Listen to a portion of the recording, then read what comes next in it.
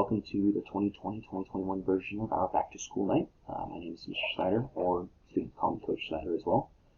My contact information is right above my webcam right there, dsnyder@murrieta.k12.ca.us.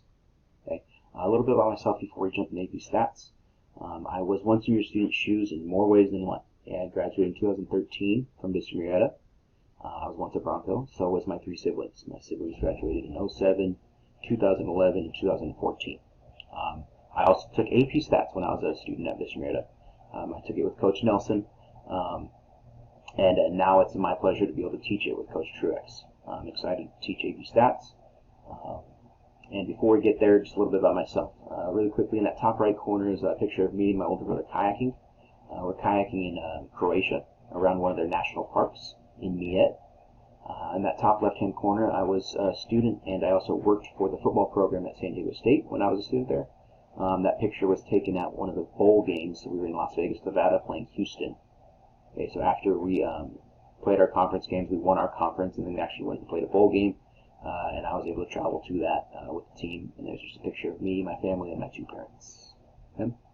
In that bottom left-hand corner is a picture of me and Coach Houghton. He's another teacher on campus. He teaches PE.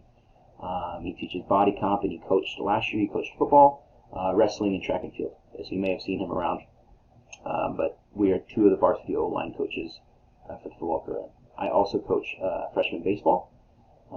So if you had a freshman on campus last year, or you do also have a freshman on campus this year, and in addition to your senior, and they're trying out for baseball, you might see me out there too. Okay. Now let's jump into some AP Stats. Okay. Biggest thing about AP Stats, please do not think of this as a math course. Okay? If you're just going to rely on just math skills as the prerequisite for this class, I think that's one of the worst ways to do it. I think the students that have the best chance in AP Stats are actually the ones that are better writers. Okay? The math skills will take you, but it's not just math skills alone. So please don't be worried about that with your student. Like, say, oh, they're not the greatest math student, but they are a well-rounded student. What I need is critical thinking and reasoning from them. Okay? If they could critically think and they could reason, they will be just fine in AP Stats. Okay? Again, some of the best AP Stats students come from students that could actually really write and really speak well. Okay? Not necessarily math skills. Okay? So don't shy away from the class if it's just because of math.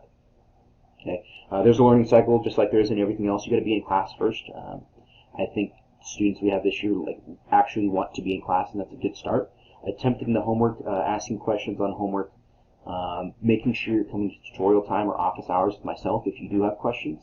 Okay, and I think it comes to that question: do I need a private tutor? I think it goes to: does your student always use a tutor for classes? And if they do, go ahead and use it. But I don't think they need a private tutor for AP Stats. Okay, I've taken it myself. I've taken it and tutored it at the college level. I used to tutor our college athletes in stats, so I have a lot of experience in stats. So I think they could lean on me, and they could come to office hours, and they will be just fine. I don't think you need to hire any extra private tutors, unless that's just something your student always uses, and that's what they feel comfortable with. Okay, but please don't go and hire a private tutor just because they're taking AP Stats. Okay, this year we do have a flipped classroom type approach, and I'll talk about that a little bit more on the next slide. But they do our watching video notes at home as their homework, and then we're practicing in class during our Zoom calls. Okay, so they are doing video lectures at home first, and then they're coming to me, and we're doing activities in class to kind of deeper dive into the content. Okay, a couple ways to stay up to date. Canvas first is our landing ground and our schedule and where we turn in work. Okay, but the only thing we don't do on Canvas is please don't look at your grade book on Canvas and think that's your overall grade.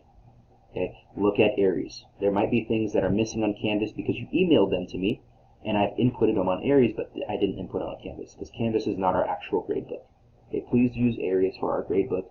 Please use Canvas for our schedule, our recorded Zoom lessons, any activities we're doing, turning in homework, that sort of stuff. But I will take your homework grades and I will update them in areas. Okay, so please look at areas for all of your grade book details.